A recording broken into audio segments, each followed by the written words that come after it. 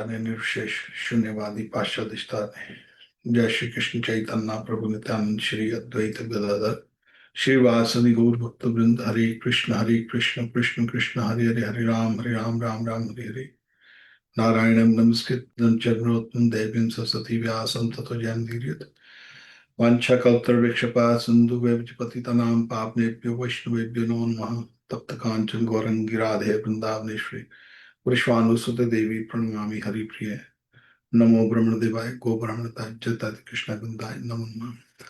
आप सबका बहुत बहुत हार्दिक स्वागत है और हम भागवत से तीसरे स्कंद से चर्चा करने की चेष्टा कर रहे हैं।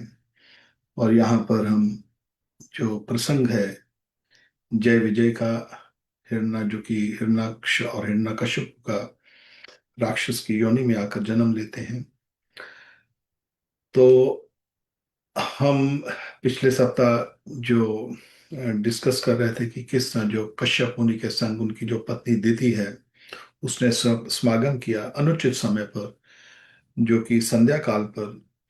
और उसके कारण जो कश्यप मुनि कहते हैं कि देवी तुम्हारे गर्भ से जो है दो राक्षस पैदा होंगे, क्योंकि हमने प्रकृति का उल्लंघन कर कर समागम किया है।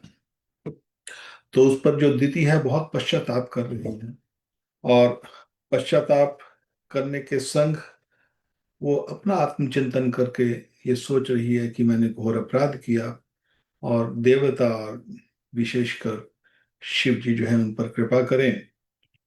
और मगर कश्यप मुनि कहते हैं कि देवी तुम्हारे गर्भ से जो राक्षस तो होंगे, मगर तुम्हारा एक पोता होगा जो कि बहुत बड़ा महाभागवत होगा, और तुम्हारे जो पुत्र होंगे जो राक्षस होंगे उनका उद्धार है स्वयं नारायण करेंगे और नारायण के हाथों से उनकी मृत्यु होगी। तो दिति इस बात से बहुत प्रसन्न होती है कि उनके जो जो उनके जो बच्चे होंगे उनका उद्धार जो है वो स्वयं नारायण करेंगे, और साथ में उनके जो एक पोता होगा और जो पोतरा है वो भगवान का परम भक्त होगा। अब दिति ने जो कश्यप मुनि जो वीर था, जो तेज था, उसने अपने गर्भ में रखा 100 वर्ष के लिए। दिति एक तो पहले पश्चाताप कर रही थी, और यहाँ पर दिति जो है क्योंकि ऋषि पत्नी है, कश्यप मुनि जो है महर्षि हैं, ब्रह्म ऋषि हैं, और कश्यप मुनि की जो पत्नी है उसकी वो भी संस्कारी है, कुछ क्षणों के लिए कामावेश हो गई थी। अब संस्कारी होने के कारण अब वो ये सोच रही है कि मेरे पुत्र होंगे बहुत बड़े भयानक राक्षस होंगे और देवताओं को बहुत कष्ट देंगे। तो जितनी देर हो सके मैं इस वीर्य को अपने गर्भ में रखूं ताकि मेरे पुत्र जल्दी जन्म ना लें। उतनी देर जो है देवताओं को या मानवों को, जो सृष्टि को जो कष्ट ना पहुंचे। अब ये जो देखने वाली बात है यहाँ पर बहुत बड़ी बात है हमको देखना, जो हम हमारे लिए भी बहुत अच्छी है सोच में, वो ये कि दिति क्योंकि संस्कारी होने के कारण, ऋषि पत्नी होने के कारण पश्चाताप भी कर रही है, आत्मचिंतन भी कर रही है, और पर दुखा दुखी ताकि दूसरों को कष्ट ना हो। ये भक्त की एक क्वालिटी है, जो वैष्णव होता है उसकी ये क्वालिटी होती है। भगवान कृष्ण गीता के बाद में अध्याय में भी ये स्पष्टता से कहते हैं, यस्माना उद्विते लोका, और लोकाना उद्विचेत यह, जो व्यक्ति दूसरों को कष्ट ना दे। भगवान कहते हैं वो मेरे को भक्त बहुत पसंद है, जो भक्त दूसरों को कष्ट ना दे, और साथ में कभी दूसरा कोई कष्ट दे हमको, उससे हमारा मन विचलित ना हो।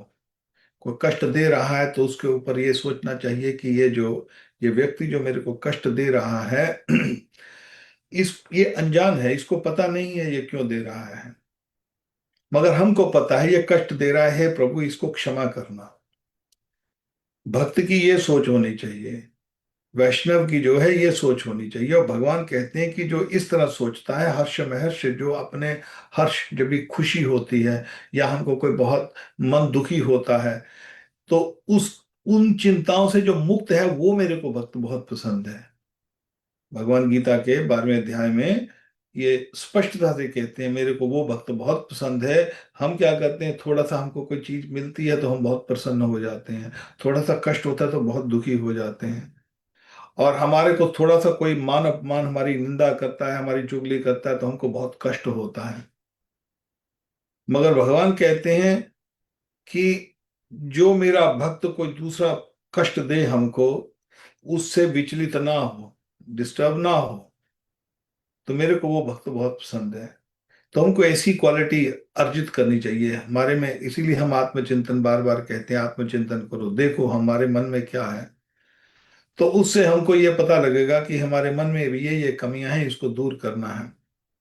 तो यहाँ पर दिति है, वो उसमें ये क्वालिटी है, वो सोचती है कि अब देवताओं को या मानव जाति को या सृष्टि को मेरे बच्चों से कष्ट ना हो, इसलिए मैं अपने गर्भ को, अभी मैं बच्चे को जन्म नहीं दूंगी। उसने उसका तेज, जो उसका सीमन, उसका वीर्य है, उसको अपने गर्भ में 100 साल के लिए रख लिया। जितनी देर से मेरे बच्चे जन्म ले, उतना, एटलीस्ट उतनी देर के लिए जो सृष्टि है वो तो दुख ना पाए। मगर दीति ने अपने गर्भ में जो तेज को तो रखा हुआ था, वीर्य को तो संभाल के रखा था, मगर उसका इफेक्ट इतना था कि उससे, गर्भ से ही, अभी बच्चों ने जन्म नहीं लिया, गर्भ का इतना इफेक्ट था कि जो सूर्य है, सूर्य की रोशनी है, वो कम होने लग गई।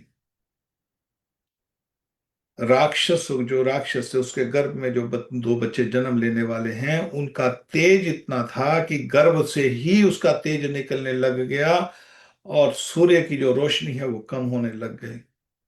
अब सूर्य की जो रोशनी और सूर्य की जो तेज है वो कम होगा तो सृष्टि चलना बंद हो जाएगी, क्योंकि ये सृष्टि के अंदर सूर्य सूर्य जो नारायण है वही तो घूमते हैं इस सारी सृष्टि में। कई लोग बोलते हैं कि सूर्य स्थित है, बाकी सब कुछ घूमते हैं। सूर्य भी घूमते हैं, सूर्य भी अपनी गति से चल रहे हैं साथ साथ में। ब्रह्मांड में बहुत बड़ा ब्रह्मांड है। अब जब सूर्य का तेज कम होने लग गया, सूर्य जी का प्रभाव कम होने लग गया, तो सब देवता बहुत चिंतित हो गए, बोलते सृष्टि रुक जाएगी।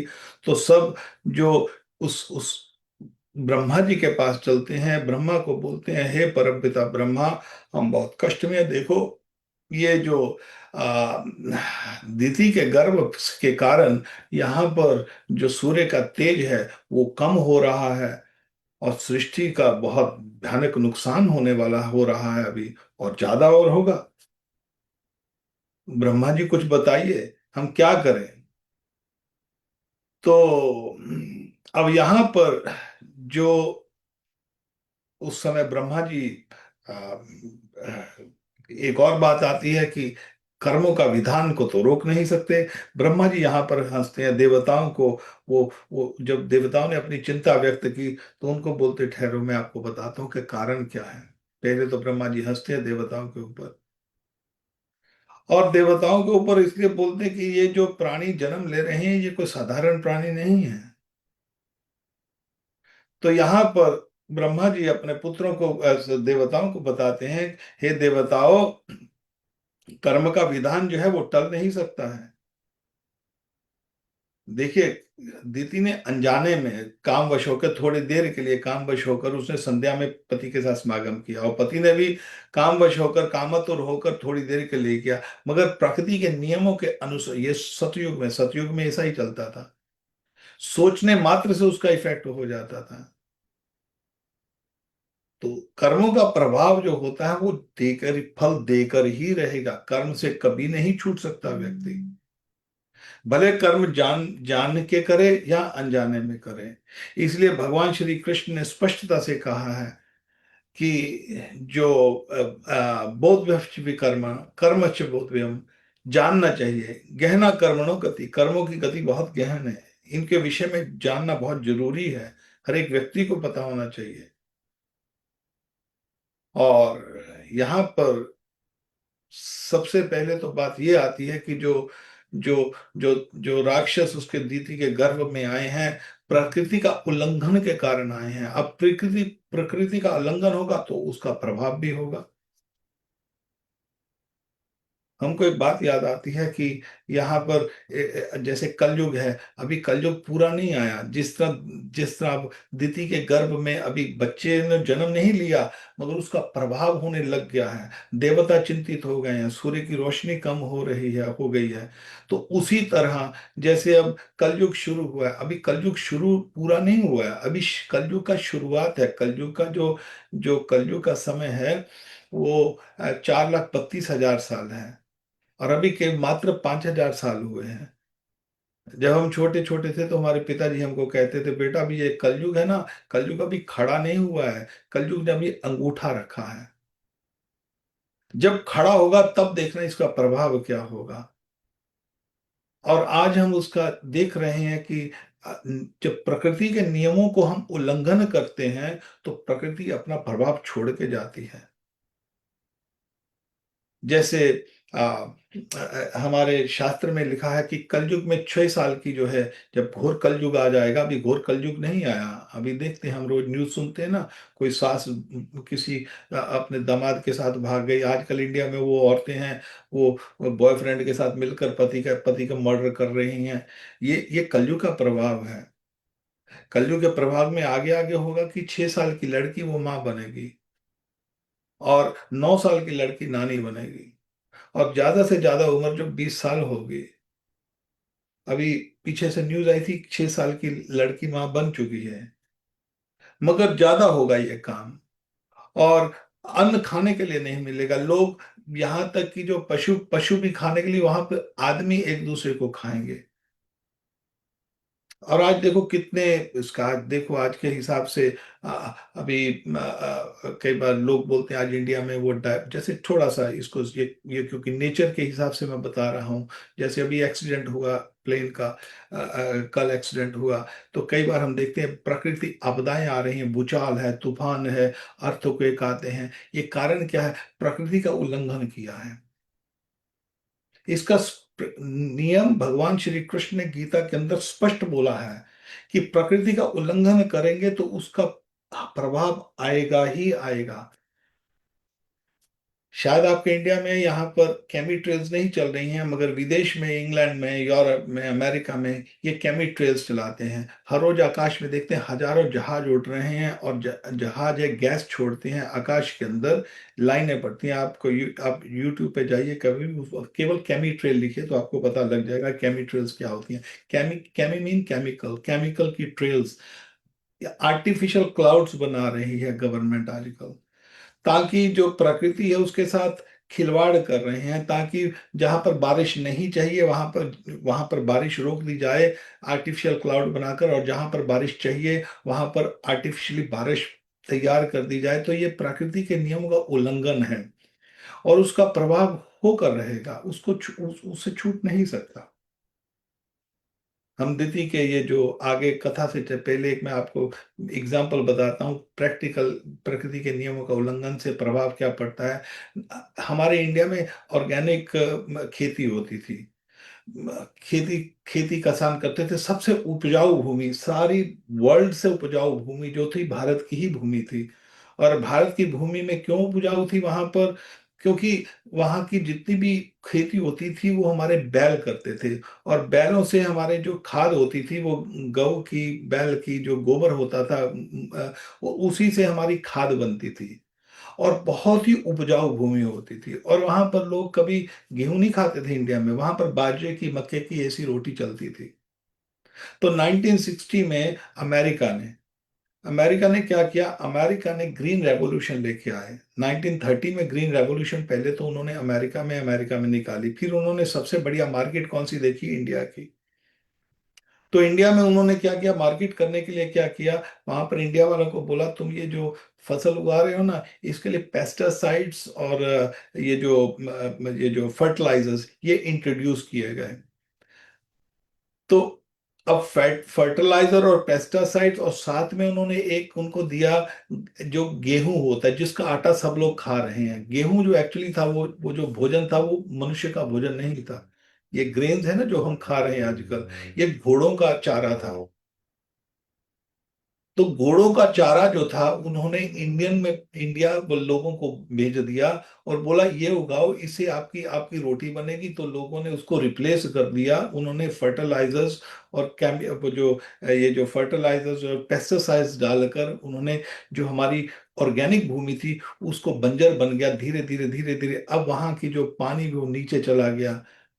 उसको पानी ज्यादा चाहिए। ऑर्गेनिक खेती में पानी कम लगता था, हमारी जो पहले जो खेती होती थी, और पानी की मात्रा थोड़ी सी चलती थी और खूब ऑर्गेनिक होती होती थी। अब वहां पर उसके लिए पानी ज्यादा चाहिए, तो पानी ज्यादा से पानी, जमीन का पानी का स्तर नीचे गिर गया है। और जो जमीन है, जो जो नेचुरल फर्टिलाइजर होता था, वो फर्टिलाइजर्स और ये जो पेस्टिसाइड्स डालकर अब वहां पर साथ में गेहूं जो डाला, जो बाजरे को और मक्की को चेंज कर कर उन्होंने जब गेहूं को डाला, तो गेहूं जो घोड़ों का चारा था वो लोगों को खिलाने लग गए। अब उससे क्या हो गया कि डायबिटीज, ये जितनी भी बीमारियां फर्टिलाइजर और पेस्टिसाइड्स के कारण सारे लोगों को बीमारी उसी लिए आई, क्योंकि ये कारण क्या है? नेचर, प्रकृति के नियमों का उल्लंघन। प्रकृति के नियमों का उल्लंघन किया और प्रकृति ने अपना काम किया। तो इस तरह हमारे जीवन के अंदर ये वर्ल्ड वाइड फिर वहां पर आपदाएं आती हैं। इस तरह अलग अलग, जैसे जैसे कई बार सब लोग बोलते ठीक है, बुरा है, प्लेन क्रैश होते हैं, जैसे कोई कोई इकट्ठी, जैसे जब टेररिस्ट अटैक होते हैं तो इकट्ठे आदमी मर जाते हैं। इसको कलेक्टिव कर्मा कहते हैं। नेचर एक जगह पर डालकर लोग देखते हैं हम यहाँ पर कितना जब जब कसाई घर में हजारों करोड़ों की लाखों से एक एक मिनट में कितने कितने जानवरों को मारा जा रहा है, तो उसका प्रभाव छोड़ते हैं, आगे आगे फिर और चेन बढ़ती जाती है। ये कर्मों का प्रभाव है, कलयुग का प्रभाव है। दिति का गर्भ जो है अब वो इफेक्ट कर रहा है। और यहाँ पर दिति के गर्भ के कारण प्रकृति के ऊपर प्रभाव आ रहा है। देवता घबरा गए हैं, ब्रह्मा जी के पास पहुंचते हैं। हे ब्रह्मा जी, दिति के गर्भ में जो जो बच्चे हैं उसका प्रभाव पड़ रहा है। सूर्य की रोशनी जो है वो फीकी पड़ रही है, उसका प्रभाव पड़ रहा है। आप हमको बताइए क्या करें? ये कौन है ये जो जो दो बच्चे दिति के गर्भ में जो जन्म ले रहे हैं? तो उस समय देवताओं की चिंता सुनकर ब्रह्मा जी हंसते हैं और ब्रह्मा जी कहते हैं, अरे देवताओं, तुम्हारे पूर्वज और मेरे पुत्र सनक सनातन सनंदन सनत कुमार त एकदा भक्तो बैकुंठ समालात्मनः, वो एक बार बैकुंठ गए। यजुर बैकुंठ नीलम सर्वलोकन नमस्कृतम, उस बैकुंठ में जिसमें सब लोग जिसकी पूजा करते हैं। और जब वहां पर बैकुंठ में जाते हैं तो वहां पर क्या देखते हैं? अब ये उनकी कहानी बता रहे हैं। चार पुत्र जब बैकुंठ को, क्योंकि चार जो पुत्र हैं वो तो ब्रह्म ज्ञानी है, ब्रह्म में वो वो आनंद में रहते हैं। अब एक दिन उन्होंने बैकुंठ में जाने की सोची। अब बैकुंठ में कोई जा नहीं सकता, भोगी, योगी, त्यागी, कर्मी, या कोई ज्ञानी, कोई भी बैकुंठ में नहीं जा सकता। बैकुंठ में जाके किसी को वो ही जा सकता है जो भगवान का भक्त हो, विष्णु विष्णु का भक्त हो। अब यहाँ पर ये चार कुमार जो हैं, ब्रह्मा जी के चार पुत्र हैं, वो बैकुंठ में जाते हैं। जब बैकुंठ में जाते तो बैकुंठ में जाने के लिए पहले 7 द्वार हैं, 7 द्वार हैं। और पहले द्वार में जब वहां पर बैकुंठ में वो क्या देखते हैं? बसंती यत पुरुषा सर्व बैकुंठ मूर्तया, वहां पर देखते हैं कि जो बैकुंठ में जो जो वहां पर जो लोग हैं, वहां पर सब लोग भगवान विष्णु की तरफ चतुर्भुज हैं। उनका जो उनकी शक्ल है भगवान विष्णु के शंख चक्र पद्म गदा, जो इसी तरह उनकी जो जो वहां पर शक्ल है, ये निमित्त निमित्त न धर्मेन आराध्यन हरि, और सब लोग वहां पर हरि की पूजा कर रहे हैं। अब वहां पर जब जाते हैं, यत्र न शेषन नाम बनम काम दुदे ध्रुवम, वहां पर वो क्या देखते हैं कि चार कुमार जो ब्रह्मा जी के बोलते, जो मेरे पुत्र हैं, वो देवताओं को कहते हैं, हे ब्रह्मा कहते हैं, हे देवताओं, मेरे जब चार पुत्र के, अभी उन्होंने कभी बैकुंठ देखा नहीं है, पहली बार जा रहे हैं बैकुंठ में। चार पुत्र जो हैं ब्रह्मा जी के, सबसे पहले ब्रह्मा जी जब रचना करते हैं तो पहले देवताओं से भी पहले चार पुत्रों की रचना करते हैं। ये सबसे बड़े हैं चार पुत्र। और ये जो चार पुत्र हैं, यत्र न श्रेषम नाम वनम काम। तो उन्होंने वहां पर वो क्या देखते हैं, बैकुंठ में एक वन है। वन कहते हैं जैसे फॉरेस्ट। वो वन कैसा है, न श्रेयसम, उसका नाम है नय श्रेयस। नय श्रेयसम नाम का बैकुंठ है, उसके अंदर जब जाते हैं तो उस बैकुंठ में क्या देखते हैं, सर्व ऋतु, वहां पर सब ऋतुएं वहां पर हैं उस बैकुंठ में। जिस तरह हम अभी देखते हैं कि अभी हमको केवल जो ऋतु का अनुभव हो रहा है, गर्मियों का अनुभव हो रहा है, कठोर घोर गर्मी चलती है। अभी मई जून जून चल रहा है तो खूब गर्मी चल रही है। लोग बोलते हैं अरे बहुत भयंकर गर्मी है। तो हमको केवल एक ही सीजन का अनुभव हो रहा है। परंतु बैकुंठ में जो छहों के छह सीजन, वो हर समय रहते हैं वहां पर। वहां पर बसंत का, पतझड़ का, ग्रीष्म ऋतु का, वर्षा ऋतु का, इस सब ऋतुओं का, छह की छह ऋतुएं जो हैं उनका अनुभव रहता है। तो यहाँ पर जब चार कुमार जाते हैं तो ब्रह्मा जी कहते हैं, हे देवताओं, मेरे पुत्र जब यहाँ पर जाते हैं तो वहां पर नए शैसम नाम वन के अंदर बैकुंठ में वो देखते हैं कि छह ऋतुएं हैं, श्री भीविर विप्रचतः। तो वहां पर एक और बात आती, वहां पर जो फल फूल है, वहां पर जो जो लताएं पत्ते हैं वहां पर, अरे इतने वो, वहां पर सुगंध इतनी है वहां पर कि जो जो जो जो वहां के जो भक्त लोग हैं जो नारायण की पूजा आरती कर रहे हैं, उनको उनको समय नहीं है कि उस स्कंद को भी सूंघ सकें। वो भगवान की आरती करने में, भगवान की गुणगान करने में इतने व्यस्त हैं, इतने आनंद प्राप्त कर रहे हैं। और वहां पर अलग अलग, वहां पर वो चार कुमार वहां पर जो सुगंध देख रहे हैं, और वहां पर मेरे वो बोलते जो पुत्र हैं वहां पर अलग अलग, जहां पर तोते हैं, मयूर हैं, जितने बड़े बड़े जो वहां पर जैसे पेड़ पौधे हैं, कोई उत्पल का या रात की रानी, परिजात, कमल, ऐसे अलग अलग, अर्ण, पुनाग, नाग सेकर, ऐसे अलग अलग वहां पर पुष्प पुष्प हैं वहां पर। और वहां पर जो जो जो उस वन में जो अलग अलग जैसे तुलसी के पौधे हैं वहां पर, और मरकत मणि, हीरे पन्ने, इसकी वो लताएं हैं, वृक्ष लताएं पत्ते इस तरह वहां पर बने हुए हैं। और वहां पर जो अलग अलग जो कहते हैं कि ब्रह्मा जी कहते हैं, हे देवताओं, वहां पर जो सुगंध के अलौकिक सुगंध, एक लौकिक, अलौकिक। लौकिक का मत होता है ये संसार, ये लोग, यहाँ का जो लोग, ये भौतिक संसार। अलौकिक, इस संसार से परे जो बैकुंठ है, बैकुंठ का जो संसार है, भगवान श्री कृष्ण जहां पर यत गत्वा निवर्तन्ते तद धाम पर जो धाम से कोई व्यक्ति गिरता नहीं है, उस धाम की यहाँ पर व्याख्या हो रही है कि उस लौकिक धाम में एक लौकिक सुगंध है। उस सुगंध का अनुभव इस संसार में नहीं हो सकता। वहां के जो पेड़ पौधे हैं, वहां के जो पशु पक्षी हैं, हम उनका नाम तो ले सकते हैं कि कबूतर, तोते, तीतर, मोल, कोयल, या जो भी पपी है, हंस, सार्स, जितने भी पशु पक्षी हैं। मगर वहां के जो पक्षी हैं, वहां के जो उनका वहां का जो जो जो वातावरण है, वो एक अलौकिक है। जहाँ के वो, जब वो पक्षी बोलते हैं तो पक्षी यहाँ पर उनकी चहचहाहट है, जो वहां पर उनका हरि नाम, उनका श्री कृष्ण की जो, विष्णु भगवान की जो आराधना है, वो ही सुनाई देती है। कभी आप कभी आप देखें वृंदावन में हमारे यहाँ विशेषकर जब हम उधर बद्रीनाथ भी जाते हैं, तो सुबह बद्रीनाथ में जब आरती का समय होता है तो सुबह वहां पर गीता जी का पाठ चलता है। वहां पर सुबह सुबह उठ के वहां पर वो लाउड स्पीकर पर चलता है। या आरती के समय में हमारे यहाँ पर घंटियां बजती हैं, तो हमको पता भी अभी अभी अभी आरती का समय हो गया। वृंदावन में हमारे 5,000 मंदिर है, शाम होती है 6 बजे आती है, तो कभी इधर के मंदिर की घंटी शुरू होती है और वहां से खत्म हुई आरती, कोई 6:15 आरती कर रहा है, कोई 6 बजे कर रहा है, कोई 7 बजे कर रहा है, पौने 7 कर रहा है। तो अलग अलग मंदिरों की घंटियां सुनाई देती हैं वहां पर। तो पता है कि वे आरती का समय है।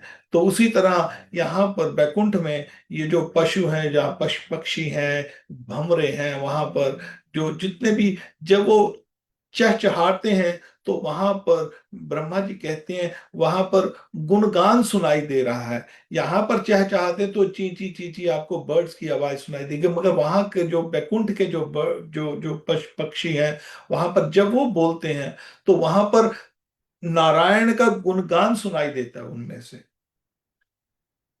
तो ब्रह्मा जी कहते, जैसे आपने हमारे शास्त्र में बताते हैं कि जब गरुड़ जी जब चलते हैं, गरुड़ जी के ऊपर लक्ष्मी नारायण विराजमान होते हैं, जब गरुड़ जी अपने पंखों को ऐसे ऐसे करते हैं ना, तो उसमें से वेदों के जो मंत्र हैं वो उच्चारण होते हैं। वो वेदों के मंत्र उच्चारण होते हैं जो हरि का गुणगान करते हैं, नारायण का गुणगान करते हैं। उसी तरह जैसे जैसे नारद जी जब चलते हैं तो वीणा के ऊपर नारायण नारायण, श्री कृष्ण हरे मुरारी, तो ये नारायण के नाम गाते ही रहते हैं, गाते ही रहते हैं, उनकी कभी वीणा बंद नहीं होती है।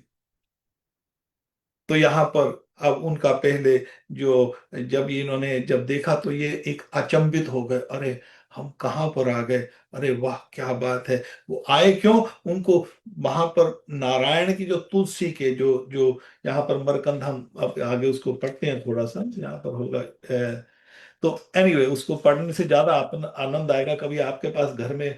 यहाँ पर सनक आदि मुनीश्वर निरंतर ब्राह्मणंद में निमग्न रहा करते थे। अब वो क्या थे, उन्होंने अभी भगवान को देखा नहीं था। ब्रह्मा जी ने जन्म दिया अपने पुत्रों को, और जन्म देने के साथ उनको ज्ञान दे दिया, और जन्म देने के साथ उनको ज्ञान देने से उनको नाम, उनको उनको साधना का बता दिया। अब वो उसमें तत्पर रहते थे। और पिताजी ने बोला जब उनको विवाह शादी के लिए, उनको तभी आनंद आने लग गया, भगवान का साक्षात्कार नहीं अभी हुआ, मगर आनंद आ रहा है उनको, क्योंकि भगवान का नाम में, भगवान के चिंतन में भेद नहीं है। ये नहीं है कि जब हम भगवान को साक्षात देखेंगे तभी हमको भगवान की अनुभूति होती है। भगवान का नाम, गुण, रूप, लीला, उसमें सब प्रकट होता है। अब उनको, वो ब्रह्म ज्ञानी थे, मगर उनको पता था कि नारायण भगवान है। उनको ब्रह्म का आनंद मिल रहा था। ब्रह्म का आनंद क्या होता है, जैसे हमारा ये आकाश है, हम इस आकाश में, हम इसको आकाश के अंदर, यहाँ पर हम सूर्य घूम रहा है और हम देखते हैं नीला आकाश है। ये आकाश जो है हमारा, ये एक्चुअली घनघोर अंधेरा है। यहाँ पर ये आकाश जो है, ये नीला नहीं है, ये काला है। पूरा पूरे आकाश काला है। तो बोले नीला कैसे होता है, जब सूर्य घूमता है, सूर्य के सामने जब जो जो आकाश आता है वही नीला रंग बदलता है। सूर्य का प्रकाश नीला कर रहा है उसको, वास्तव में आकाश नीला नहीं है। तो वेदवाणी जो, इसलिए तमसुमा ज्योतिर्गम्य, मृत्युमा अमृत गम्य, वेदवाणी शुरू ही इसी बात से होती है। अस्तो का, अस्तो में सत्यगम, मैं सत्य की तरफ जाऊं, असत्य को छोड़कर सत्य की तरफ जाऊं, अंधकार को छोड़कर मैं रोशनी की तरफ जाऊं, मृत्यु को छोड़कर मैं अमृत की तरफ जाऊं। तो वो जो, ये हमारे इस संसार का जो आकाश है, ये अंधकारमय आकाश है, और भगवान का जो आकाश है वो सेल्फ इल्यूमिनेटेड है। जो बैकुंठों की रोशनी निकलती है उससे जो आकाश, उसको ब्रह्म ज्योति कहते हैं। जैसे इस इस सूर्य की रोशनी से जो प्रकाश हो रहा है तो नीला नीला दिखाई देता है, तो उसी तरह बैकुंठ में से जो रोशनी निकलती है उसी को ब्रह्म ज्योति कहा जाता है। और उस ब्रह्म ज्योति का ही एक कण जो है वो हमारा सूर्य नारायण है। जो व्यक्ति, जो जो ज्ञानी लोग तपस्या करते हैं, अंदर ढूंढते हैं हमको यहाँ पर लाइट दिखेगी, यहाँ पर लाइट दिखेगी, घोर तपस्या करके दिखती है, होती है लाइट, ये भ्रम नहीं है, ठीक है होती है, मगर इतना कष्ट करने की जरूरत नहीं है। जो वैष्णव है, सूर्य को सुबह देखो, ये जो है ये ब्रह्म ज्योति का अंश है, इसीलिए उसको सूर्य नारायण कहा जाता है। इसीलिए हमारे शास्त्रों में सुबह को सूर्य को प्रणाम किया जाता है। भगवान राम भी सुबह को उठकर सूर्य को प्रणाम करते थे, सूर्य वंदना करते थे। राधा रानी भी सूर्य देव को प्रणाम करती थी, सूर्य देव को जल देती थी, मगर सूर्य देव को जल देने के साथ वो कृष्ण का ही स्मरण करती थी, हे सूर्य देव, मेरे को कृष्ण की, मेरे को जो भगवान कृष्ण का जो प्रेम है वो मेरे से कभी मिले, मेरे को वही मिलता रहे, कभी छूटे ना, मेरी कृष्ण की आयु लंबी हो। तो सूर्य नारायण भगवान जो है, ये जो जो ब्रह्म ज्योति है, उसमें जो ये चार कुमार जो हैं, सनक सनातन सनत सनंदन कुमार, चार कुमार है ब्रह्मा के, उस ब्रह्म ज्योति में रहते थे, क्योंकि वो यहाँ नहीं रहते तो उनको इस संसार में क्या लेना देना था।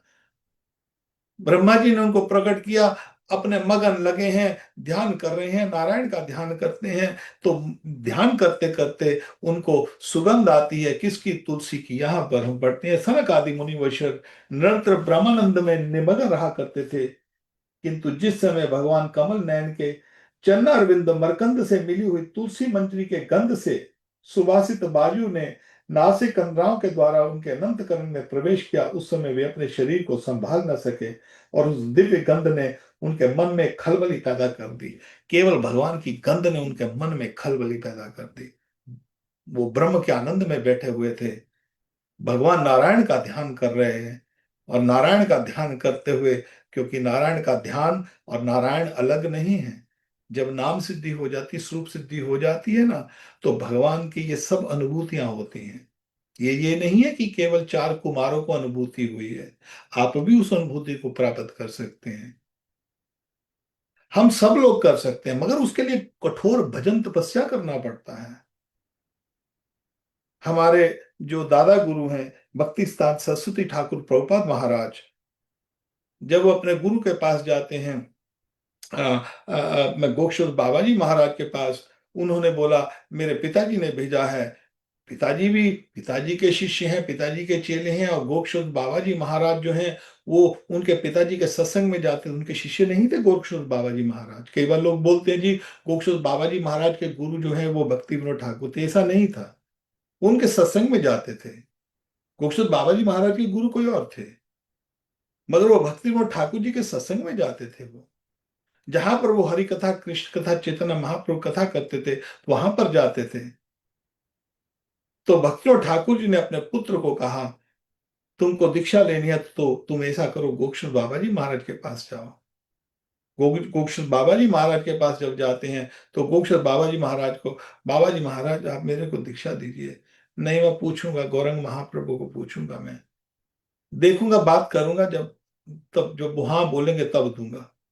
अच्छा, फिर जाते हैं, अब फिर भी वैसे ही कहते हैं, मैंने अभी पूछा नहीं है गौरंग महाप्रभु को, जब मैं पूछूंगा, गौरंग को पूछूंगा, तब फिर बताऊंगा तेरे को।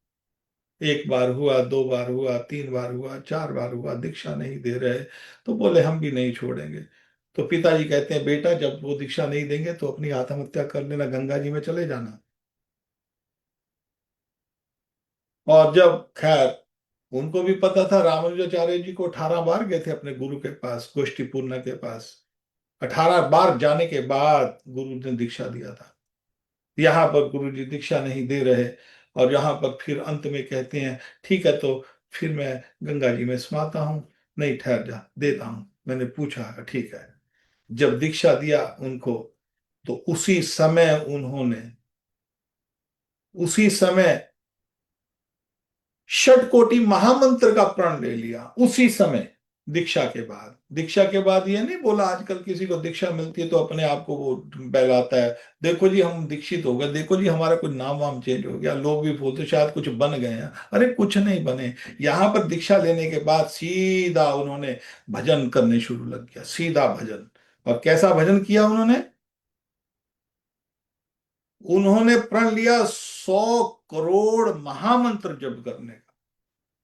ये जो 16 माला जप करने वाले हैं ना, गुरु शुरू, इनके पास कुछ नहीं होगा, मिलेगा भी नहीं कुछ। इसको कहते हैं 100 करोड़ नाम जप करने के लिए 1 लाख नाम जप करें तो हमको 150 साल लगते हैं। 100 लाख नाम नहीं बोल रहा हूं, यहां पर महामंत्र बोल रहा हूं। और इसके लिए उन्होंने घोर तपस्या किया। हर रोज 300 माला करो तो फिर 10 साल लगते हैं, 300 माला रोज की, 5 लाख नाम। और शिला भक्तिदास सरस्वती ठाकुर महाराज ने 100 करोड़ नाम लिया, महामंत्र, नाम नहीं महामंत्र। एक महामंत्र में 16 नाम होते हैं। तो फिर तपस्या, ऐसी घोर तपस्या करनी पड़ती है। जब 100 करोड़ नाम लिया, महामंत्र नाम लिया, उसके बाद फिर जाकर प्रचार शुरू किया। इसको कहते हैं गुरु, इसको अनुभूति कहते हैं।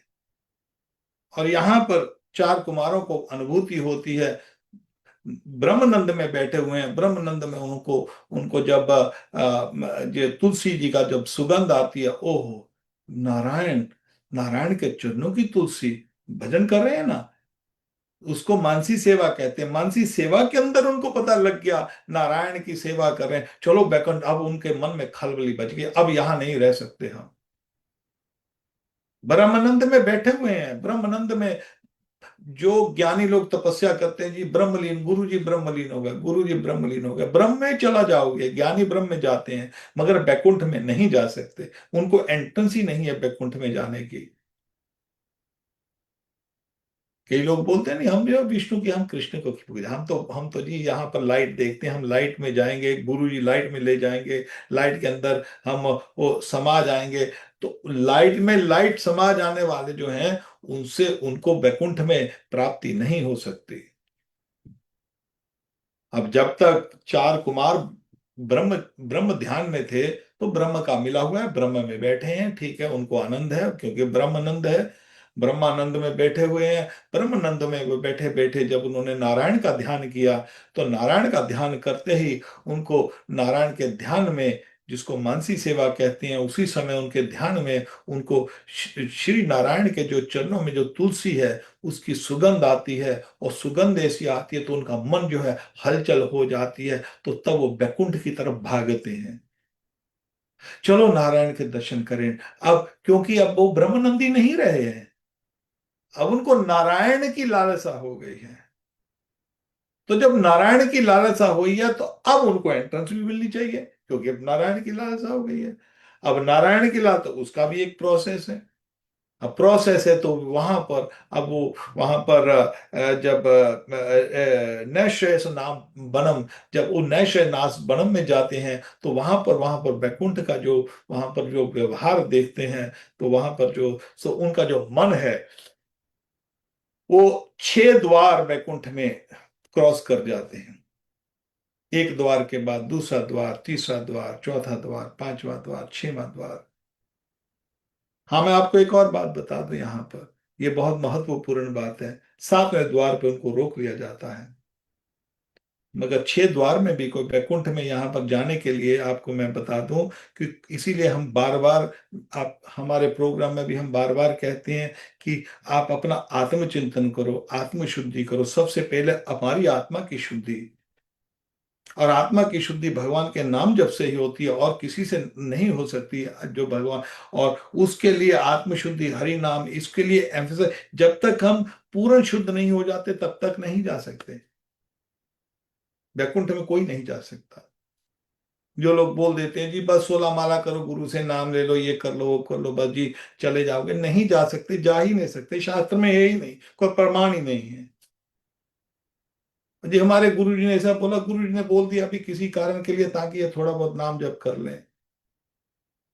ऐसे नहीं बनता है। उसके लिए बार बार भगवान ने उसके लिए संकेत दिए हुए हैं। गीता के अंदर, आप गीता में पढ़ो, गीता के अंदर भगवान ने बार बार दूर है, अवरम कर्मा, अरे निंदनीय काम से दूर रहो। बुद्धि योगा धनंजय, अपनी बुद्धि मेरे में लगा दो हे धनंजय, हे अर्जुन। विहाय कामान, सब कामों से निवृत्त हो जाओ। जी हमारी जो कामनाओं की, वासनाओं की जो इच्छाएं हैं, जब तक हम उनसे निस्पृह, निर्ममो, अपनी ममता से रहित नहीं होते, अहंकार से रहित नहीं होते, तो तब तक शांति ना, शांति दिगच्छति, शांति नहीं मिलेगी। भगवान के पास जाना है तो उसके लिए भगवान ने भी कंडीशन रखी हुई है। निर्माण मोहा जिस संग दोषाध्यात्म निर्दित कामा द्वंद विमुक्ते सुख दुख संगे गच्छन्त अमूढ़ा पदम अभ्यम ततः। मेरे परम पद को केवल वही अमूढ़ व्यक्ति, वही बुद्धिमान व्यक्ति प्राप्त कर सकता है। भगवान कहते हैं कि जो निर्माण मोह, जो मान से परे हो जाए, मान से दूर हो जाए, मान सम्मान हमको बहुत पसंद आता है ना। निर्माण मोह, मोह होता है पुत्र से, पति से, सबसे मोह में है। अब मान मोह है, संग दोष है, ये सब चीजों से निवृत्त होता है, तब व्यक्ति आता है। यत गत्वा निवर्तन्ते तद धाम परमम मम। और जो मेरे धाम पे पहुंच जाता है वो कभी नीचे नहीं आता। और अब यहाँ पर 7वें द्वार पर जब पहुंचते हैं वो जो चार कुमार, तो वहां पर द्वारपाल जो हैं, जय और विजय, वो उनको रोक देते हैं, छड़ियां आगे कर देते हैं। जब छड़ियां आगे कर देते तो यहाँ पर हम उसको थोड़ा सा पढ़ेंगे तो ज्यादा बढ़ रहे हो जाएगा। तो सॉरी। तो यहां पर एक सेकंड।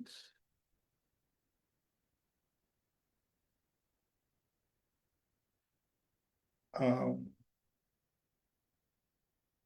भगवत दर्शन की लालसा से अन्य दर्शनीय सामग्री उपेक्षा करते हुए बैकुंठ धाम की 6 जोड़ियां पार करके जब वे सातवीं पर पहुंचे, तब वहां से उनके हाथ में गदा लिए दो समान आयु वाले देव श्रेष्ठ दिखलाई दिए, दो जो बाजूबंद, कुंडल, किरीट आदि अनेकों अमूल्य आभूषणों से अलंकृत थे। उनकी 4 श्यामल भुजाओं के बीच में मतवाले मधुकर के गुंजामयी वनमाला शोभित थी। यहाँ पर उनका जय और विजय जब उनको रोक देते हैं, तो अब वहां पर वो उनको वो श्राप देते हैं। अरे तुम कैसे ये कैसे कर सकते हो? अरे तुम बैकुंठ में रहते हुए और भूकुंठ में रहते हो भी होकर भी तुमको पहचान नहीं है। तो जब यहाँ पर वो कहते हैं, तुम तो इस भगवान बैकुंठ नाथ के पार्षद, किंतु तुम्हारी बुद्धि बहुत मंद है, अतः तुम्हारा कल्याण करने के लिए हम तुम्हारे अपराध के योग्य दंड का विचार करते हैं। अब यहाँ पर वो गुस्से में दंड नहीं दे रहे हैं। यहाँ पर जो 4 कुमार हैं, वो कहते हैं कि आप बैकुंठ के पार्षद हो, मगर ये यहाँ पर बैकुंठ में आपके मन में ये मंद बुद्धि, ये तो लौकिक देश में होती है, भौतिक जगत में होती है, आपके मन में ऐसी कैसे आ गई ऐसी बुद्धि? ठीक है, आपकी बुद्धि को ठीक करना पड़ेगा। अब ये गुरु का काम है, महात्मा का, साधु का, संत का ये काम है। जब किसी को देखे तो उसकी बुद्धि में कुछ कुछ त्रुटि हो तो उसको ठीक करने के लिए, ताकि वो भगवान की सेवा में लगा रहे। तो इसमें उन्होंने को गलत नहीं किया। 4 कुमारों ने कहा कि अब तुमको कुछ दंड का विचार करते हैं, हम सोच कर, ऐसा भी नहीं एकदम दंड दे दिया, हम सोच कर विचार करते हैं तुमको कौन सा दंड देना चाहिए, कौन सा दंड तुम्हारे लिए उचित है। तुम अपने मंद बुद्धि भेद दोष से इस वैकुंठ लोक से निकलकर उस पाप में योनियों में जाओ। ठीक है, ऐसा करो, तुम पाप योनियों में जाओ, जहां काम, क्रोध, लोभ, प्राणियों के 3 शत्रु निवास करते हैं। और यहाँ पर सनक आदि की ये कठोर वचन सुनकर ब्राह्मणों के शाप को किसी भी प्रकार से शत्रु समूह के निवारण होने योग्य ना जानकर श्री हरि के दोनों पार्षद अत्यंत दीन भाव से उनके चरण पकड़कर पृथ्वी पर लौट गए। उसी समय जो 2 बैकुंठवासी हैं, जिन्होंने 4 कुमारों को रोका, और उन्होंने उसी समय उसको सोचकर, अच्छा ठीक है, अभी तुमने रोका, ये काम तो नहीं करना चाहिए था तुमको, और तुमने रोका, दंडनीय काम है। तुम यहाँ पर भौतिक जगत में जाओ, जहां पर काम, क्रोध, लोभ है। तो जब ऐसा श्राप दिया उनको, तो वो तुरंत, उन्होंने श्राप लेने के बाद उन्होंने उसके साथ कोई बहस नहीं किया। हमको कोई कुछ बोल देता है ना, तो हम तुरंत बहस करते हैं। अरे तुम इतना बड़े बुरे आदमी हो, अरे तुम साधु के देश में, अरे तुमने ऐसा क्यों कर दिया, अरे तुम ऐसे क्यों कर रहे हो, ऐसा क्यों बोल रहे हो। हम वास्तव में भगवान के जो भक्त हैं, उनका कभी मंगल अमंगल नहीं होता, कभी भी अमंगल नहीं होता। हाँ, शर्त एक है कि भगवान की शरण ली हो। भगवान के भक्त के कपड़े, साधु के कपड़े पाकर पाखंड करोगे, तो उसमें तो अमंगल ही अमंगल है। ऐसे बहुत घूमते हैं। उनकी बात नहीं कर रहा हूं मैं यहाँ पर। जो मन से भगवान को समर्पित कर दिया अपने आप को, हे प्रभु मैं आपका हूं, मेरे पास कुछ, मेरे में गुण नहीं है, मेरे में दोष ही दोष हैं, भगवान को जो समर्पित कर देता है अपने आप को इस भाव में, उसका कभी अमंगल नहीं होता। कभी दिखाई देता भी है तो उसके पीछे कोई राज छुपा हुआ होता है। अब यहां पर भी एक राज छुपा हुआ है। उन्होंने उनको श्राप दिया, और यहाँ पर एक बहुत बड़ी क्वालिटी, यहाँ पर जय और विजय ने क्या दिखाई, वैष्णव की क्वालिटी। उन्होंने श्राप देखकर, उन्होंने गुस्सा नहीं किया उनको, उन ब्राह्मणों के ऊपर, उन 4 कुमारों के ऊपर, तुरंत दंडवत कर दिया उनको। हे ब्राह्मणों, आपने बहुत उचित किया, हम इसी दंड के भागी हैं। आपने जो हमको दंड दे रहे हो, यही आपके, आप अनुचित समझते हो, ठीक है, हम आपका सर माथे पर, आपका जो जो आपने श्राप दिया, जो दंड दे रहे हो। देखिए भक्त की, इस वैष्णव की क्वालिटी क्या है। इसीलिए हमको बार बार हम क्या कहते हैं, आत्मचिंतन करो, आत्मचिंतन करो, सोचो। हमको आत्मचिंतन करना है, अरे मेरे में तो अभी तो बहुत दोष पड़े हैं, और हम अपने आप को भक्त कहते हैं। परीक्षित महाराज को श्राप मिला, तो परीक्षित महाराज ने कोई लड़ाई झगड़ा नहीं किया। परीक्षित महाराज ने, ठीक है, मेरे प्रभु का, श्री कृष्ण का यही विचार है कि श्राप है, ये इसमें कोई ना कोई मेरा मंगल होगा। और उस श्राप को धारण करके सब अपना राजपाट छोड़कर सब अपने वस्त्र, राज्य के वस्त्र भी उतार दिए और साधारण वस्त्र पहनकर गंगा जी के तट पर चले गए। और गंगा जी के तट पर जाकर ऋषि मुनियों को पूछते हैं, साधुओं को पूछते हैं कि मेरे लिए क्या उचित है, मेरी मृत्यु 7 दिन में होने वाली है। दूसरे जितने भी साधु थे वो ये करो या वो करो। सुखदेव गोस्वामी आके थे, राजन तू बैठ जा, राजन सुन, 7 दिन में तेरी मृत्यु, हाँ ठीक है महाराज, मेरे लिए बताइए कि मैं 7 दिन में मृत्यु को प्राप्त होने वाला हूं, आप मेरे लिए बताइए मेरे लिए क्या उचित है। इसको कहते हैं परम वैष्णव। इसको कहते हैं, यही ऐसे जब जब वैष्णव हम बनेंगे तब हम वैकुंठ जाने के अधिकारी बनेंगे। जब तक ये अर्जित नहीं होता तब तक वैकुंठ जाने की बात मत सोचिए। और जो गुरु लोग कहते हैं कि मैं भेज दूंगा, वो झूठ बोल रहे हैं। अर्जित करनी पड़ेगी, ये गुण अर्जित करनी पड़ेगी। अपना मन जो है उसको पवित्र करना पड़ेगा, पूर्णता से पवित्र करना पड़ेगा। तो यहां पर जो दोनों पार्षद हैं वो बड़े दीनहीन होकर, फिर उन्होंने अत्यंत आतुर होकर कहा, भगवान हम अवश्य अपराधी हैं, अतः हमें, आपने हमें जो दंड दिया है वो उचित ही है, हमें मिलना ही चाहिए। अरे हमने भगवान का अभिप्राय ना समझकर उनकी आज्ञा का उल्लंघन किया। अरे हम इतने मूर्ख हैं, आप आए हो तो आपको इसका मतलब भगवान ने ही बुलाया होगा ना, क्योंकि वैकुंठ में कोई आ नहीं सकता। आप वैकुंठ में आए हो, 6 द्वार आपने पार कर लिए हैं, 7वां द्वार है, इसमें भगवान की ही कुछ विधि होगी और हम ही बीच में अड़चन बने आपके। तो यहां पर वो अपने आप को, ये सब ये चीजों से हमको सीखना है, इसीलिए भागवत की रचना की गई है। भागवत की रचना परीक्षित महाराज ने 7 दिन में, अब वो उसको टाल सकते थे, परीक्षित महाराज ने टाला नहीं, क्योंकि परीक्षित महाराज टाल देते तो हमको भागवत नहीं मिलती, और भागवत नहीं मिलती तो हमको भगवान के बैकुंठ में कैसे जाएं ये पता नहीं लगता। श्री कृष्ण के बारे में, श्री कृष्ण के द्वार में जाने के लिए हमको कैसे कैसे गुण अर्जित करने पड़ेंगे। गीता और भागवत जो है, इससे ये हमको अपने शुद्धिकरण के लिए है, हमारी शुद्धिकरण के लिए। भगवान के पास कैसे हम उसका, कैसे बड़े बड़े ऋषियों ने, मुनियों ने कैसे तपस्या की, महाजन येन गता से पंथा, जो महाजनों ने रास्ता दिखाया है, केवल उसी रास्ते पे चलकर ही भगवान की प्राप्ति हो सकती है। भगवान की प्राप्ति ऐसे नहीं हो सकती, ऐसे आया कोई गुरु आके बोल दिया जी तुम ऐसा करो, तुम चले जाओगे, ये मेरे हिसाब से करोगे, कोई दूसरा गुरु आएगा वो बोलेगा मेरे हिसाब से करो, तीसरा गुरु आएगा, ये तो एक पाखंड है। आजकल तो गुरु लोग मनगढ़ंत कृष्ण की कथाएं भी लिखने लग गए हैं। हमको तो पता है गुरु ने कृष्ण की, राधा बैकुंठ की लीलाएं लिखी है, मनगढ़ंत लिख दी है उसमें, जो शास्त्र में कभी है ही नहीं। और उसके चेले खरीद रहे हैं उन पुस्तकों को, धड़ाधड़ खरीदते हैं। अब वो गुरु का क्या होगा, वो चेलों का क्या होगा, कहाँ जाएंगे वो, आप सोच सकते हो। कहते हैं जैसे ढोंगी गुरु लालची चेला, दोनों नरक में ठेलम ठेला।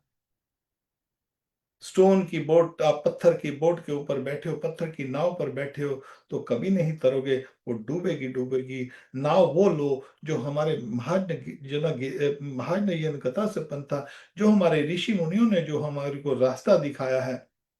और भागवत के अंदर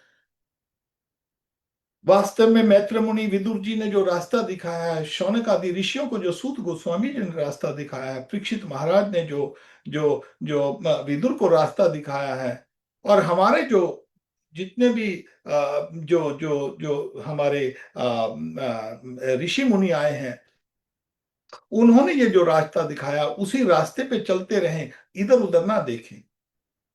उस रास्ते पे चलेंगे तो ठाकुर की वैकुंठ की एंट्री ग्रंटेड है, ग्रंटेड है, ग्रंटेड है, उसमें कोई रोक ही नहीं सकता है। श्री चैतन्य महाप्रभु ने इसलिए नाम का रास्ता दे दिया, उन्होंने बोला नाम, और नाम जप करने की विधि, और महाज्ञ ने कथा से पंथा, इसके ऊपर चलते जाओ, आपको कभी भी भगवान की प्राप्ति अवश्य होगी। साथ में आत्मचिंतन करते रहो 24 घंटे। अनित्यम नित्यम सर्वदा, ये संसार अनित्य है, ये परमानेंट नहीं है। पहले था नहीं, आगे रहेगा नहीं, केवल बीच में विद्यमान होता है। हमारे माता पिता जी थे, हमारे सास ससुर थे, हम अपनी एग्जाम्पल देते हैं। वो पहले थे नहीं, उन्होंने जन्म लिया, अब है नहीं, अब चले गए, बीच में विद्यमान हुए। हमारा पहले जन्म नहीं था, हमको पहले, हमारा ये शरीर पहले था नहीं, आगे रहेगा नहीं, केवल थोड़ी देर के लिए विद्यमान है। और ये जो जीवन है, ये बहुत ही महत्वपूर्ण जीवन है। इससे भगवत प्राप्ति हो सकती है। यहाँ पर ये जो अर्जित करने पड़ेंगे हमको गुण। और यहाँ पर जो दोनों जय और विजय हैं, जो गेट कीपर हैं, वो प्रणाम करते हैं, उनको बोलते हैं आपने जो दंड दिया, हमने अभिप्राय नहीं जाना, हम अड़चन बन गए, आपके और भगवान के बीच में अड़चन बन गए हैं, इसलिए हमको दंडित, आपने जो दंड दिया वो भुगतान हमको करना ही चाहिए। अब यहाँ पर एक प्रश्न उठता है, अरे बैकुंठ से तो कोई गिरता नहीं, तो ये बैकुंठ से क्यों गिरेंगे? ये भगवान की लीला। भगवान की लीला बोले फिर तो हम कुछ भी कह सकते हैं कि भगवान की लीला। नहीं, ऐसे भगवान की लीला नहीं है ये। इसमें इसमें भी उन्होंने अपराध किया था, पहले पहले भी एक बार अपराध कर चुके हैं। ये दूसरी, ये कोई पहली बार नहीं हुआ। पहले उन्होंने लक्ष्मी जी को रोक दिया एक बार। ठीक है, नारायण, नारायण की, वो भी नारायण की इच्छा थी। नारायण ने इनको बोला, भाई कोई भी आए किसी को आने मत देना, आज मैं बिजी हूं, थोड़ा सा अपने भक्तों के चिंतन में लगा हूं। देखिए, हम भगवान का चिंतन करते हैं, भगवान अपने भक्तों का चिंतन करते हैं। वो भी बिजी रहते 24 घंटे। 24 घंटे देखो, बहुत बिजी हैं। आप अष्टांग लीला देखिए, भगवान श्री कृष्ण गोपियों के संग दिन रात बिजी रहते हैं ठाकुर जी हमारे वृंदावन में। आठों पहर लीला चलती है ठाकुर जी की, आठों पहर चलती है। तो भगवान कहते हैं, ये यथा ममस्तां से बजा में हम, तुम जिस तरह मैं भी तुम्हारा भजन करता हूं। तो भगवान किसी भजन में बैठे होंगे, उन्होंने इनको बोल दिया, भाई तुम ऐसा करना, आज किसी को अभी अंदर मत आने देना। उन्होंने रोका, लक्ष्मी जी आ गए, लक्ष्मी जी तो उनकी पत्नी है, मैया नहीं जा सकती। उसने बोला, अच्छा रे बहुत बेवकूफ हो, मैया को रोक रहे हो। अब यहाँ पर मैया को लक्ष्मी जी के बगैर तो कुछ चल ही नहीं सकता है। उनकी उनकी अर्धांगनी है, उनकी आह्लादनी शक्ति है, सब बैकुंठ उनकी शक्ति के बगैर, राधा जी के बगैर श्री कृष्ण कैसे चल सकेंगे? तो यहाँ पर लक्ष्मी जी को रोक दिया। अब उसी के कारण यहाँ पर ये श्राप मिला गया है। कई बार हम देखते हैं कि यहाँ पर अब हम संस्था का नाम क्या लेंगे? वो बोले जी हम तो कृष्ण की पूजा करते हैं जी, हम तो हरे कृष्णा करते हैं, हम लक्ष्मी जी की पूजा नहीं करते हैं। अरे लक्ष्मी जी की सरस्वती की पूजा करोगे, ये तो डेमी गॉड्स हैं, नाम देते। तो कई बार इस्कॉन में, इस्कॉन वाले लोग ये बोल देते हैं, अरे ये नहीं नहीं, लक्ष्मी जी की पूजा और सरस्वती की पूजा, ये तो डेमी डेमी गॉड है, हम कृष्ण की पूजा करते हैं, डेमी गॉड की पूजा नहीं करते। अरे भैया जगन्नाथपुरी जगन्नाथ जी की पूजा करते हो ना, तो जगन्नाथ बलदेव सुभद्रा जहां पर जगन्नाथपुरी में जाओ, जगन्नाथ जी के एक बाजू में लक्ष्मी जी बैठी, एक बाजू में सरस्वती बैठी है। जगन्नाथ जी की जो रसोई होती है वो लक्ष्मी जी ही बनाती है वहां पर। लालानाथ में जहां पर चैतन्य महाप्रभु जाकर रहते थे, वहां पर लालानाथ जी जहां पर विराजमान है, लालानाथ जी जो है, उनकी साइड पे एक साइड पे लक्ष्मी जी बैठी, एक साइड पे सरस्वती जी बैठी है। ये डेमी गॉड नहीं है, उन, उनकी अर्धांगनियां है भैया। आप नील माधव जाइए, जहां पर विद्यापति ब्राह्मण ने जब उनको ढूंढा था, जब जब मंदिर बना दिया, भगवान ने कहा भैया तुम जगन्नाथ जी आके बोलते हैं महाराज इंद्र दुमन को मंदिर बनाओ, मैं आ रहा हूँ। मंदिर बन गया, मंदिर तैयार, प्रभु आप, मंदिर बन गया, आप नहीं आए हो। तो वहां पर फिर ब्राह्मण को भेजते, जाओ भगवान को ढूंढ के लेके आओ। भगवान नील नील माधव में पहुंचते हैं। शब्द बहुत आगे स्टोरी है, हम छोट कर देते हैं। तो वहां पर जब ब्राह्मण आता है, नील माधव पर पहुंचता है, नील माधव के दर्शन करता है, अरे प्रभु इतने, इतनी सुंदरता, हाँ चलो। अरे मैं नहीं जाऊंगा, ये शब्द मेरी पूजा करते हैं, मैं नहीं जाऊंगा। हाँ ऐसा करता हूँ, वहां पर मैं प्रकट होता हूँ। तो महानदी में से फिर जगन्नाथ बलदेव सुभद्रा जी वहां पर लकड़ी आएंगी, उनमें से ऐसे ऐसे तुम बनाना, फिर मैं वहां पर प्रकट करना। अब वहां नीलमाधव में जाओ ना, तो नीलमाधव में भी एक जगह पर सरस्वती जी बैठी है, एक जगह पर लक्ष्मी जी बैठी है। लक्ष्मी सरस्वती कोई भगवान की, ये कोई कोई डेमी गॉड नहीं है ये, भगवान की पत्नियां हैं। और जो लोग ऐसा भयंकर अपराध करते हैं भगवान की पूजा करते हुए, हम हरे कृष्णा करते हैं, मगर इनकी तो भगवान की प्राप्ति नहीं हो सकती। अरे जय विजय को नहीं, जय विजय को लक्ष्मी जी का अपराध करके यहाँ पर नीचे गिरना पड़ गया।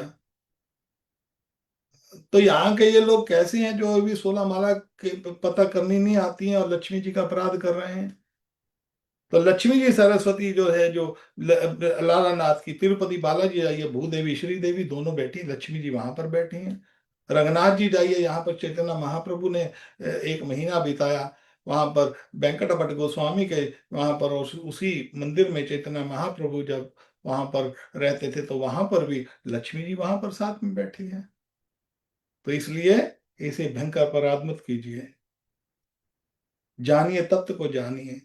जगन्नाथ जी, बलदेव सुभद्रा जी लक्ष्मी के बगैर कुछ नहीं करते। लक्ष्मी, यहाँ पर मैं और बात बताना चाहता हूँ भक्तों को, जो लोग ये ऐसा बोलते हैं ना कि हम कृष्ण की पूजा करते हैं, हरे कृष्णा करेंगे, लक्ष्मी जी को नहीं मानेंगे, तो उनको पूछो, जगन्नाथ बलदेव सुभद्रा है ना, उनको भीख मंगवा दिया था लक्ष्मी जी ने वहां पर जगन्नाथपुरी में। तो इसलिए ये तत्व है। अब यहाँ पर उन्होंने लक्ष्मी जी का अपराध कर दिया था जय विजय ने, और लक्ष्मी जी के अपराध के कारण आ, और हमको सिखाने के लिए, ये अपराध उनको करने की जरूरत नहीं है। यहाँ पर भगवान भी एक लीला रचने जा रहे हैं। भगवान को इच्छा आती है, नारायण को, कि चलो आज रेसलिंग करते हैं। तो आज समय है, अभी हाँ समय है थोड़ा सा, तो रेसलिंग करते हैं, मन में भगवान की दिव्य इच्छा है ये। अब भगवान रेसलिंग किसके साथ करेंगे, कुश्ती किसके साथ करेंगे, बैकुंठ में तो कोई लड़ाई झगड़ा होगा नहीं, उसमें तो होता नहीं है। तो उसके लिए उन्होंने, चलो भाई भौतिक जगत में जाकर करेंगे, तो उसलिए उन्होंने लक्ष्मी जी के साथ ये अरेंजमेंट किया। अब कई बार हम देखते हैं, जैसे हम अपने परिवार के साथ कोई बच्चों के साथ चलते, चलो भाई आज बच्चों के साथ, चलो बच्चों को लेके चलते हैं, चलो भाई हम ऐसा करते हैं, बाहर जाते हैं, पिकनिक करते हैं, साथ में वहां पर क्रिकेट खेलेंगे, बैट बॉल ले जाओ या फुटबॉल ले जाओ, वहां पर खेलेंगे जाकर। अब घर में तो क्रिकेट खेली नहीं जा सकती है, उसके लिए तो ग्राउंड चाहिए कोई। तो ठाकुर भी ऐसा ही करते हैं। अब उनके घर में तो ये लड़ाई झगड़ा होता नहीं, बैकुंठ में तो लड़ाई झगड़ा हो नहीं सकता। तो भगवान कहते चलो भी रेसलिंग करते हैं। अब रेसलिंग जाने के लिए भी कोई आदमी चाहिए साथ में। अब उन भगवान के सामने, जैसा जैसे भगवान शक्तिशाली हैं, उसके सामने तो कोई शक्तिशाली है ही नहीं। भौतिक जगत है उनकी, जो जो बहिरंगा शक्ति के द्वारा, वहां पर भी कोई ब्रह्मा जी जैसा कोई देवता, उनके सामने कौन लड़ेगा, उनके सामने कौन उनके साथ कुश्ती लड़ेगा। अब ठाकुर का मन आता है कुश्ती लड़ने के लिए। तो यहाँ पर दिव्य जो रहस्य दिया गया है, हमारे हमारे जो जो जो आचार्य हैं, उन्होंने, कि अब भगवान को कुश्ती करने का मन करता है, तो भगवान उसके लिए अपने भक्तों को ले जाना चाहते हैं। अब भक्त तो जाएंगे नहीं जल्दी किते, तो भक्त बोलेंगे अरे प्रभु कहाँ लेके जा रहे हो हमको, हम बैगट वैकुंठ में, आप जा रहे हो, चलो हम चलते हैं इधर। अरे छोड़ो बाबा, भगवान को बोल देंगे, भक्त भी नहीं जाना चाहेंगे। तो भक्त को ले जाने के लिए भगवान एक लीला कर रहे हैं, चलो भाई हम आपकी कुश्ती करेंगे। इसके लिए जय विजय बहुत बढ़िया है। तो जय विजय थोड़े से, ये तो कोई योगी भोगी त्यागी कोई भी इस बैकुंठ में तो आ नहीं सकता है, क्योंकि मेरे जय विजय खड़े हैं वहां पर। अब उन जय विजय के संग वह ठाकुर के मन में आता है, चलो जय विजय को लेकर हम ऐसा करते हैं, कुछ लीला करते हैं भौतिक जगत में जाकर। तो उन जय विजय को ले जाने लाने के लिए भगवान एक लीला रच रहे हैं। और आज समय कम हो गया, अभी आज का समय पूरा हो गया है, तो हम इसी लीला को करते हुए हम अगले शनिवार आपके साथ फिर मिलेंगे। और किस तरह जो जय विजय हैं, उनको जो श्रापित है, और किस तरह वो आते हैं, क्या क्या लीला करेंगे, तो उसके लिए हम अगले सप्ताह हम इसके ऊपर चर्चा करेंगे। किसी भक्त का कोई प्रश्न हो तो मैं ले सकता हूँ, कोई कुछ पूछना चाहता हो तो।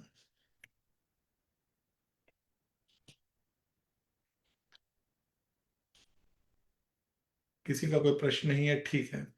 तो आप, हमारा निवेदन है कि आप रोज गीता और भागवत ये जरूर पढ़ते रहिए, और भगवान का ध्यान करते रहिए, नाम जप करते रहिए, आत्मचिंतन करते रहिए, और ताकि हम भगवान की प्राप्ति कर सके। जो रास्ता हमको हमारे ऋषि मुनियों ने, हमारे जो संतों ने जो भागवत के थ्रू दिया है, उसको अपने जीवन में डाल सके। निताई गौर राधे श्याम। जय प्रभुपाद। जय राधे।